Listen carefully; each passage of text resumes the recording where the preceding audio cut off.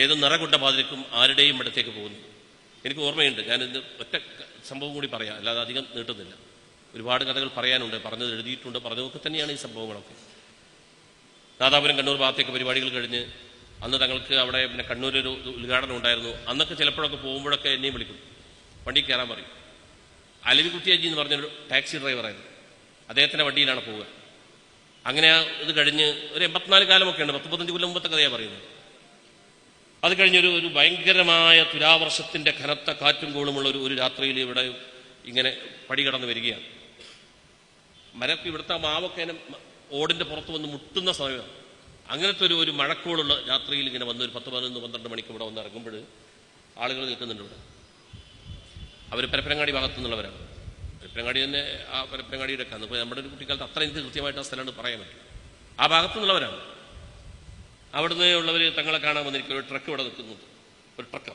അതിനകത്തുനിന്ന് ഇവരൊക്കെ ഇറങ്ങി വന്നിട്ട് അപ്പോൾ എന്താണെന്ന് ചോദിച്ചു, ഞങ്ങളിങ്ങനെ ഇവിടുന്ന് വരികയാണ്, അവിടെ മീൻ കിട്ടുന്നില്ല, 2 ആഴ്ചയായിട്ട് എല്ലാവരും അഭയാർത്ഥി ക്യാമ്പുകളിലാണ്, വലിയ വിഷമത്തിലാണ്, അവളവാപ്പിന്ന് വരണം, ഒരു അടുത്ത ദിവസങ്ങളിൽ എന്തെങ്കിലും ഒരാഴ്ചക്കുള്ളിൽ നിന്ന് വന്നാൽ നന്നായിരുന്നു, കുറേ ആയിപ്പോൾ അവിടെ വിഷമായിട്ട് എന്ന് പറഞ്ഞു. എന്ന് പറഞ്ഞ് ചായ കൊടുക്കാൻ പറഞ്ഞിട്ട് ഇവിടെ അപ്പം ഉണ്ടായിരുന്ന അലിവാക്കൊന്നുമില്ല, വേറെ ആരോ ഒരാളുണ്ടായിരുന്നു, അവരോട് ചായ കൊടുക്കാൻ പറഞ്ഞ് അകത്തേക്ക് പോയി. അകത്ത് പോയിട്ട് കുറച്ച് കഴിഞ്ഞ് പുറത്തിറങ്ങി വന്നിട്ട് ഡയറിയും കൊണ്ടുവന്നു. ഡയറി കൊണ്ടുവന്നപ്പോൾ ഡയറി നോക്കുമ്പോൾ ഒക്കെ പിന്നുള്ളതൊക്കെ അങ്ങോട്ട് കോയമ്പത്തൂരും മറ്റുമൊക്കെയുള്ള പരിപാടികളാണ്. ഒരു രക്ഷയില്ല, ഡേറ്റ് കൊടുക്കാൻ കഴിയില്ല. ഇനിയിപ്പോൾ എന്താ ചെയ്യാൻ ബുദ്ധിമുട്ടാണല്ലോ എന്ന് പറഞ്ഞാൽ തങ്ങൾ ഡേറ്റ് ഇല്ല എന്ന് പറഞ്ഞ് തങ്ങളെ ഡയറി അടച്ചു വെച്ച് പോകും, അകത്തേക്ക് പോയി. തങ്ങളെ ക്ഷണിക്കാൻ വന്നവരിൽ ആ ഭാഗത്തുള്ള മുസ്ലിം ലീഗുകാർ മാത്രമല്ല, ലീഗിനെതിരായി നിൽക്കുന്ന രാഷ്ട്രീയക്കാരും ഉണ്ട്. അവിടെയാണെങ്കിലും കടപ്പുറത്തുള്ള ആളുകൾ ഇങ്ങനെ കാത്തിരിക്കുകയാണ്, എന്തെങ്കിലും ഒരു തീരുമാനം വരും, തങ്ങൾ എന്നാ വരിക എന്നറിയാൻ വേണ്ടിയിട്ട്. കാരണം ആകെ തിര അടിച്ച് കയറി വീടുകൾ തകർന്ന് അന്നവും എല്ലാം നഷ്ടപ്പെട്ട് പട്ടേ പട്ടിണിയിൽ കഴിയുന്ന ഒരു ജനത പ്രതീക്ഷയുടെ ഒരു നാമ്പുമായിട്ട് അദ്ദേഹം വരുമെന്ന് കാത്തിരിക്കുന്നിടത്താണ് വരാൻ കഴിയില്ല എന്ന് പറഞ്ഞ് അകത്തേക്ക് പോയത്. തങ്ങളകത്തേക്ക് പോയ പാടെ കുട്ടികൾ അവരാരെങ്കിലും ആയിരിക്കണം വന്ന് വാതിലടച്ച്. ഈ ലീഗിൻ്റെ എതിരായിട്ടുള്ള പാർട്ടിക്കാരുടെ മുഖത്ത് നോക്കാൻ ലീഗ് പ്രവർത്തകർക്ക് മടിയായി. എന്താ ഇനി പറയാം, തങ്ങളാണെങ്കിലും ഇങ്ങനെ നിർദ്ദയം ഒരു മറുപടിയും പറയാതെ വാതിലടച്ച് പോയില്ല. ഏതൊരാളുള്ള ചൂടുള്ള കാപ്പി മുത്തി കുടിച്ച് വരെ നിൽക്കുക. ഞാൻ ഈ മൂലയിൽ നിൽക്കുന്നു. അലിക്കുട്ടിയാജി പറഞ്ഞു, പിന്നെ നമ്മൾ നീ പൂവല്ലേ എന്ന് ചോദിച്ച്, എന്നാൽ എനിക്ക് മലപ്പുറത്ത് കുന്നുമല ഇറങ്ങിയിട്ട് അവിടെ നിന്ന് അങ്ങോട്ട് പോകാനാണ്.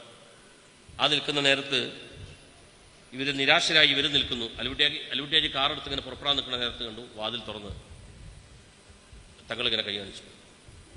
തങ്ങൾ വേഷം മാറിയിരിക്കുന്നു, പുതിയ കുപ്പായം എടുത്തിട്ടിരിക്കുന്നു. രാവിലെ മുതലുള്ള വേഷമൊക്കെ മാറി പുതിയ വസ്ത്രം, പുതുവസ്ത്രം, തലയിൽ തൊപ്പി വെച്ച് വളരെ ഭംഗിയായിട്ട് തങ്ങൾ പുറത്തേക്ക് വന്നു. എന്നാൽ നമ്മളിപ്പം അങ്ങോട്ട് പോവല്ലേ എന്ന് ചോദിച്ചു. അപ്പോഴേക്ക് 12 മണിയൊക്കെ കടന്നിണ് പുറപ്പെടുകയാണ്. ഈ മുറ്റം നിറയെ വെള്ളമാണ്. തങ്ങളുടെ കാർ മുന്നിൽ, ഈ ട്രക്കറിൽ വന്ന ആളുകൾ, സാധുക്കൾ പിന്നിൽ. അവിടെ കാത്തിരിക്കുന്ന ആളുകൾ, ഇവിടെ അണക്കാട്ടേക്ക് പോയ ആളുകൾ വരുമെന്ന് കാത്തിരിക്കുന്ന ആളുകളുടെ മുമ്പിലേക്ക് ഒരു വാഹനമല്ല 2 വാഹനമാണ് ചെന്നിറങ്ങുന്നത്. മുന്നിലെ വാഹനം തന്നെ ഒരു കാറ്, പിന്നിലെ വാഹനത്തിന്റെ വെളിച്ചത്തിൽ കണ്ടു കാറിൽ നിന്ന് ഇറങ്ങുന്നത് ഒരു ജനത കൊതിയോടെ കാത്തിരിക്കുന്ന ഒരാൾ, തീയതിയും മോഹിച്ച് കാത്തിരിക്കുന്ന ഒരാൾ ഇതാ ഈ പാതിരാത്രിയിൽ അവർക്ക് മുമ്പിലേക്ക് വന്നിരിക്കുന്നു. അലകുട്ടിയെ ഇട്ടു കൊടുത്ത കാറിന്റെ വെളിച്ചത്തിൽ നേരെ കടപ്പുറത്തേക്ക് ഇറങ്ങി. കടപ്പുറത്തേക്ക് ഇറങ്ങിയിട്ട് ആ ചെറിലിൻ്റെ ഇതിലൊക്കെ ചവിട്ടി ഒരു ഹവായി ചെരുപ്പാണ് ഇട്ടിരിക്കുന്നത്. കാരണം മഴ നനയാൻ പോവുകയല്ലേ. ഇതൊക്കെ തെറിച്ച് കുപ്പായത്തിൻ്റെ വെള്ളക്കുപ്പായത്തിലേക്ക് മാറി. തങ്ങളുടെ മേലാകെ വെള്ളം. കുട ചൂടിക്കൊടുത്ത കുട കാറ്റിൽ പറക്കുകയാണ്. തെങ്ങോലകൾ ഇങ്ങനെ ഈ വെളിച്ചത്തിൽ കാണാം, തെങ്ങിങ്ങനെ ചുഴറ്റി വീഴ്ചുന്നത്. അങ്ങനെ കടൽ തീര വരെ, തിരകൾ വന്ന് കാലിൽ മുട്ടുന്നിടം വരെ തങ്ങൾ ചെന്ന് നിന്നു.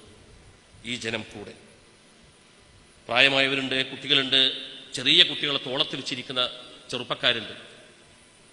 ആ കുഞ്ഞുങ്ങളടക്കം ഇങ്ങനെ കൈകൾ ഉയർത്തി പ്രാർത്ഥിക്കുന്നു. തങ്ങൾ പ്രാർത്ഥിക്കുന്നു. ആ പ്രാർത്ഥന കേൾക്കുന്നില്ല, ഒരു ആമീൻ മാത്രം പ്രകമ്പനം കൊള്ളുന്നു. അത് കഴിഞ്ഞ് തിരികെ വന്നു.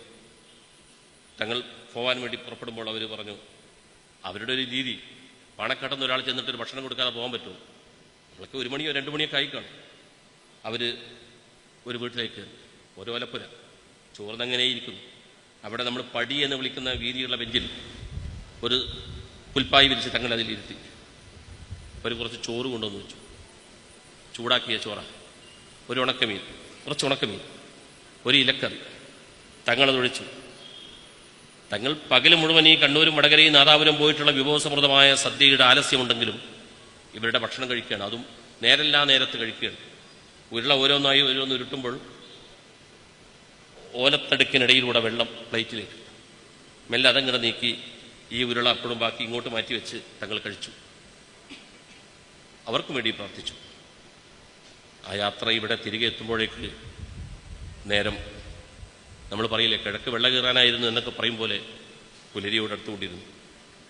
അങ്ങനെ ഏത് പാതിരാത്രിയിലും വെളിപ്പുറത്തൊരാളുണ്ടായിരുന്നു. എപ്പോൾ വന്ന് വിളിച്ചാലും ആർക്കു കൂടെയും എന്നാൽ നമ്മൾ ഇപ്പം അങ്ങോട്ട് പോവല്ലേ എന്ന് ചോദിക്കുന്നവരാണ്. ഒരു ജനത ആ പ്രതീക്ഷയുടെ ആ നിലാവലയിൽ കടന്നുപോയ കാലത്തെയാണ് ഈ മുറ്റത്ത് ഓർത്തെടുക്കുന്നത്.